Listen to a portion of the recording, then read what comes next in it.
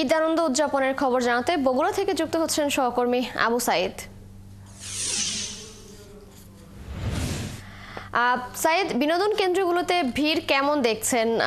মানুষ কোথায় কোথায় বেশি ঘুরতে যাচ্ছে? দর্শনার্থীরা কি বলছেন? সার্বিক অবস্থা জানাবেন।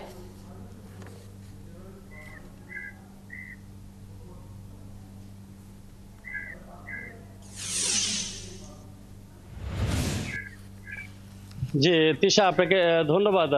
ঈদের এই আনন্দ সবাই উপভোগ করার জন্য, কিন্তু এবার আমরা দেখছি বিভিন্ন বিনোদন যে স্পট গুলো আছে সেই জায়গাগুলোতে তাদের প্রচন্ড ভিড় লক্ষ্য করা গেছে। গতকালও আমরা দেখেছি, তার আগের দিনও একই অবস্থা।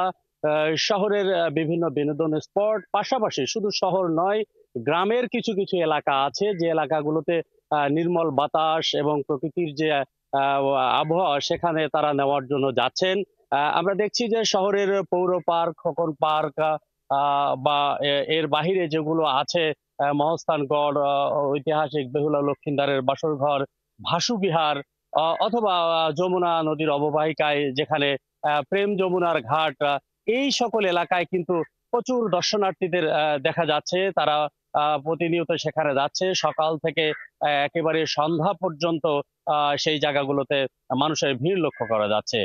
শিশুরা তাদের দোলনা, বিভিন্ন ধরনের খেলনায় তারা কিন্তু উঠছে।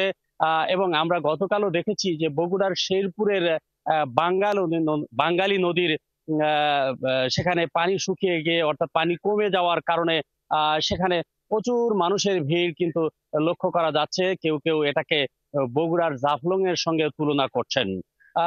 তৃষা, আসলে এই বিনোদন নেওয়ার জন্য মানুষের কিন্তু এক ধরনের আগ্রহ প্রচুর আছে। অথবা প্রাকৃতিক যে সুন্দর দৃশ্যগুলো আছে সেখানেও আমরা দেখছি মানুষ ভিড় করছে। এছাড়াও সন্ধ্যার পরে বিভিন্ন হোটেল রেস্টুরেন্ট গুলোতেও সেখানে মানুষের উপস্থিতি লক্ষ্য করা যাচ্ছে। আর ঈদ উপলক্ষে হোটেল রেস্টুরেন্ট গুলোতে কিন্তু আগে থেকেই ব্যাপকভাবে প্রস্তুতি নিয়েছে, সাজসজ্জার কাজগুলো করা হয়েছে, বিভিন্ন ধরনের স্পেশাল খাবারের আইটেম করা হয়েছে এবং ঈদ উপলক্ষে সেগুলোকে ছাড় দেওয়া হয়েছে।